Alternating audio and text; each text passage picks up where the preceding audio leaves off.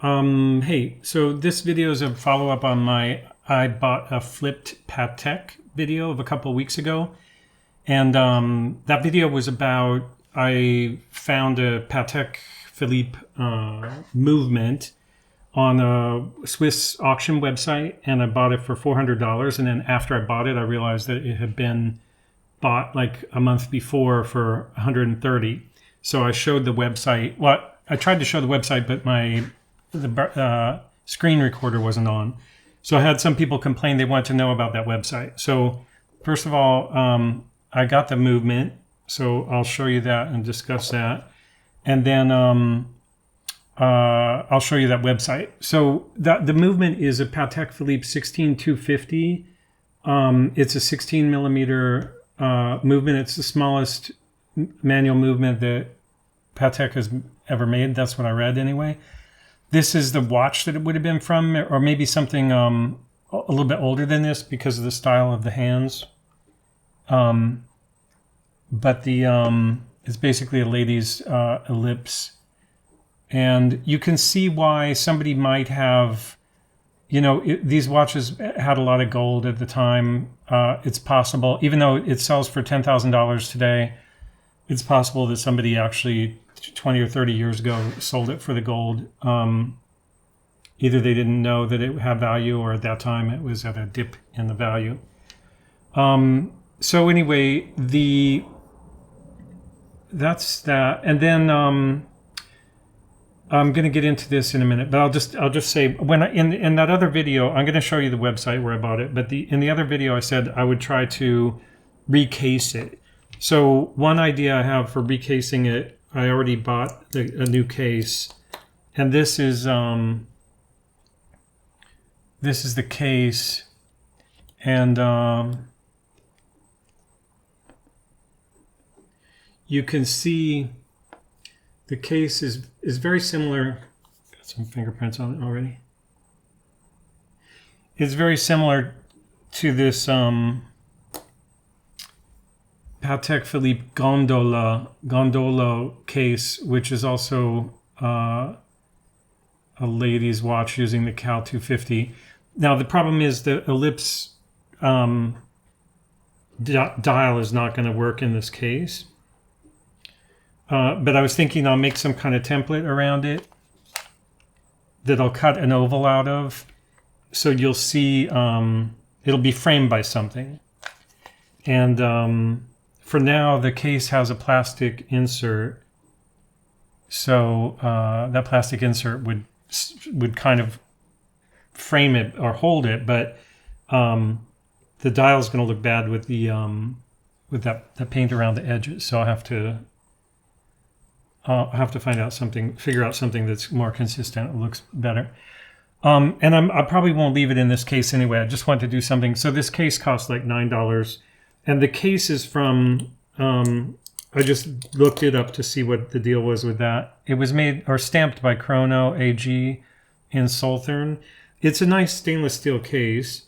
And I looked up Chrono AG, and that's like a promotional and private label watches. So somebody, they made something, and this is what I had suspected. They made something that was similar to, had the style of a Patek in the same size. And so that'll be the first attempt to just put it in a case so that it's wearable and see. I'll hold out. Eventually, I think I'll find an Ellipse case that has the exact same proportions. But for now, this gives me some way to make it safe. The movement is working, and I'll show you that in a minute. But for the people who wanted to see the website, oh, this is also a winding stem, which I might need for it. It's 520 Swiss or Swedish kroner. I don't know what that is. Kroner.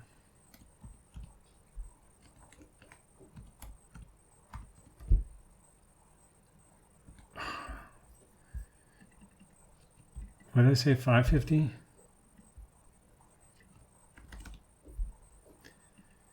Kroner. Krona. 550. Change it to dollar. $55.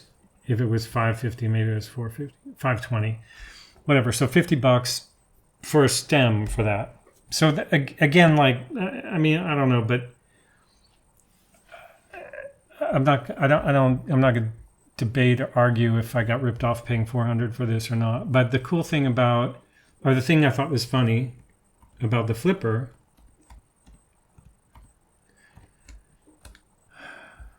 so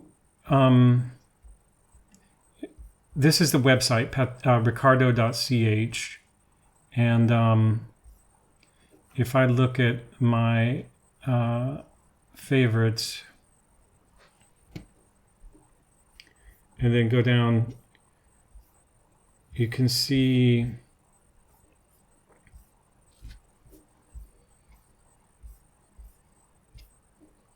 okay, let's just go to the Patek.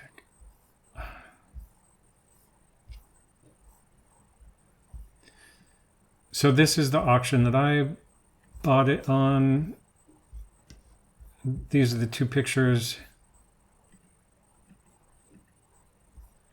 And that all checks out. And then you can look at the history of sellers. And this is how I knew it was flipped. I just kind of checked the most recent purchases that this guy made. And you can see in their feedback what article they bought. And so if you search for those article numbers, you can see if something turns up that they're flipping. So I searched this one. I picked it out of the list because I already knew that that was the one. And so this is what he bought. This movement plus an Eterna pocket watch movement plus a Tissot movement. And the Eterna was in a gold case, and this is why I think that they may have sold the cases for their gold value, and then the movements, somebody had the movements left over. And then the Tissot was just it looks vintage, but it's actually, you can see it's got a battery and a coil, so that's actually a quartz watch, which again, it may very well have had a gold case that was sold off. So that's why I had that theory. So anyway, he bought that. He bought all three of those for 113 francs at the end of March, and then resold that for 400. So that's the flipping story. And then the case that I bought,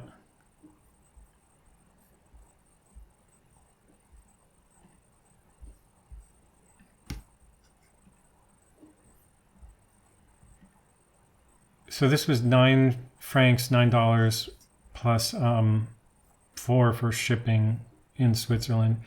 And conveniently, this person showed the measurements. So that helped me figure out that it was approximately the right size. And then if you go to Ricardo today and search for Patek,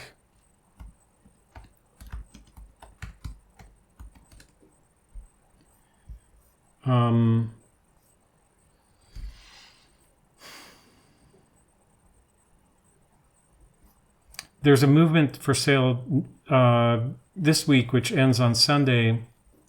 Very tiny ladies movement with the crystal and the dial. And this has a square dial.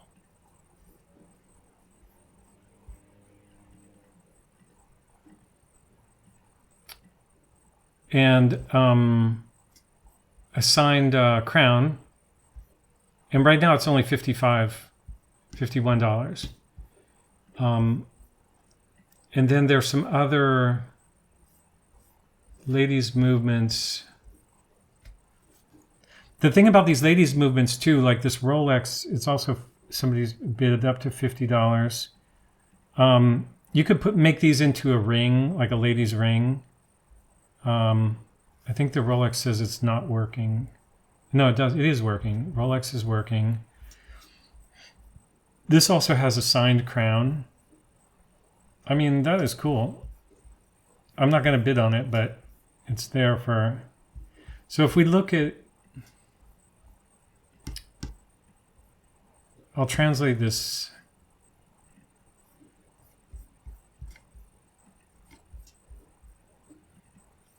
So this guy's written the description in German.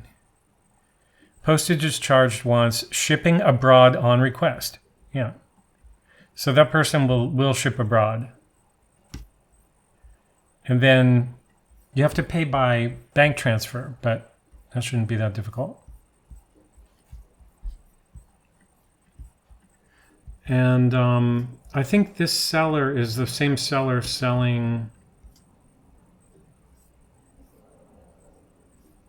Patek Philippe,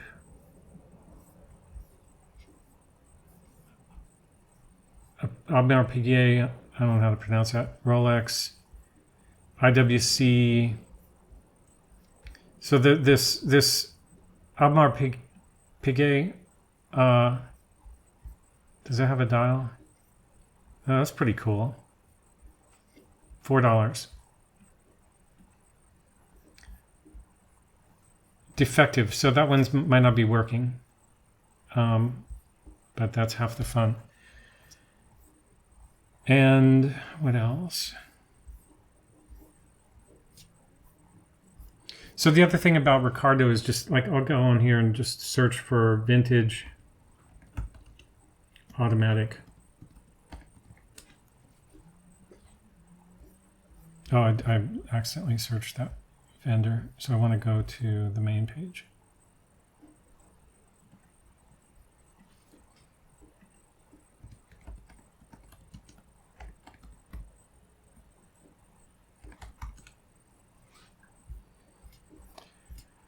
So if you search for vintage automatic, you get all kinds of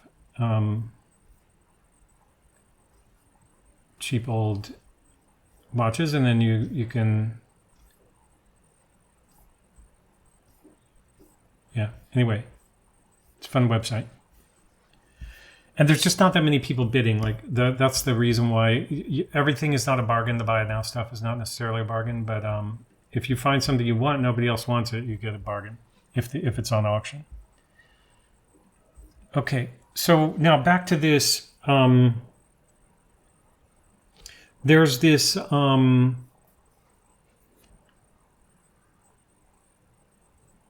Cal 44, IWC Cal 44 that I did. One of my first videos was about rebuilding this movement. And so this is a 17.5 millimeter diameter movement. And this is 16, so the Patek is even smaller. But I don't really have the intention to rework the Patek movement anyway.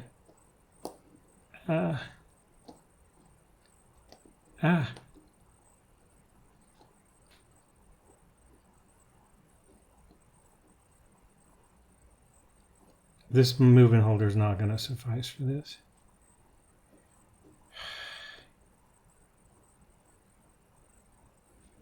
Oh boy.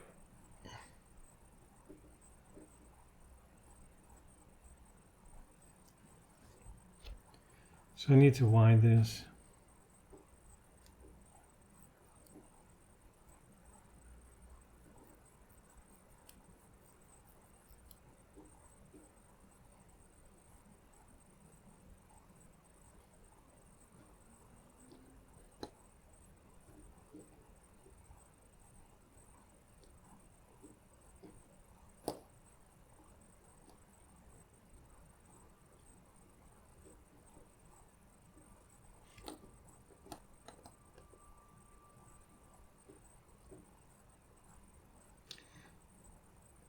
There's no way to do these real-time videos, I'll tell you. I get way too nervous. I feel like pressed for time. So I'm going to have to edit and only do real-time when I think it's appropriate. So it doesn't mean I can't shoot it in real time, but okay, so anyway, that's the back of the movement.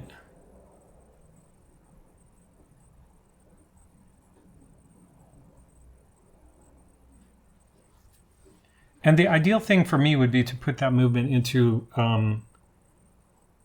exhibition case, so you can flip it over and you can see the movement, because that's really the cool thing about it.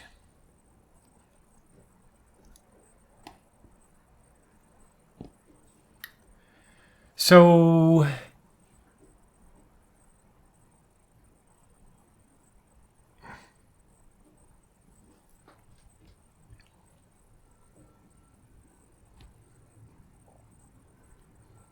you can see here the size is about right. And I measured it, and it's basically perfect inside.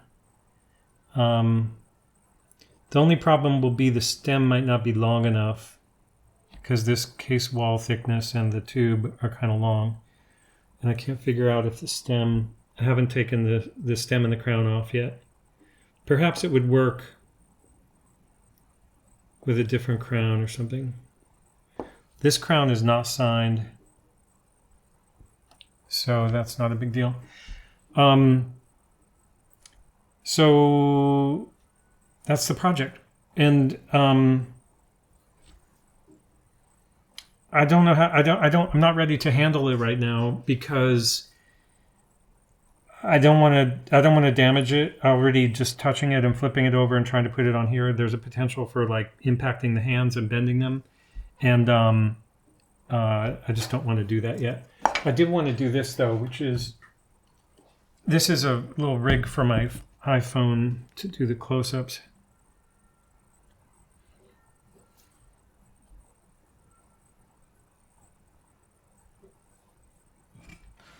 And with this, I should be able to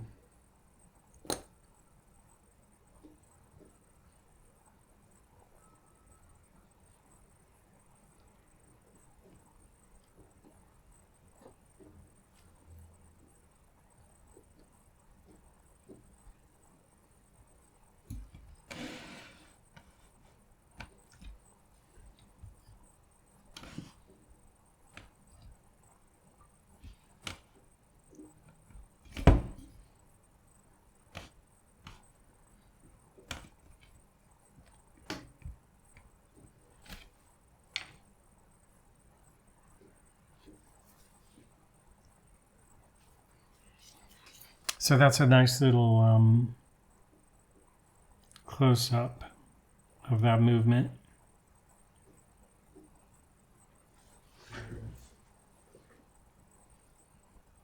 I'm going to try to get even closer.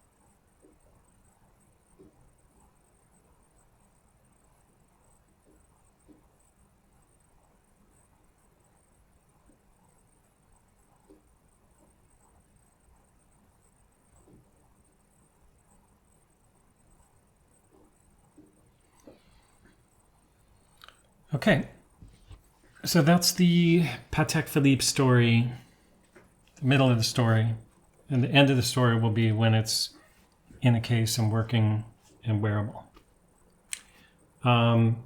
If you watch this, thanks for watching and thanks for your interest.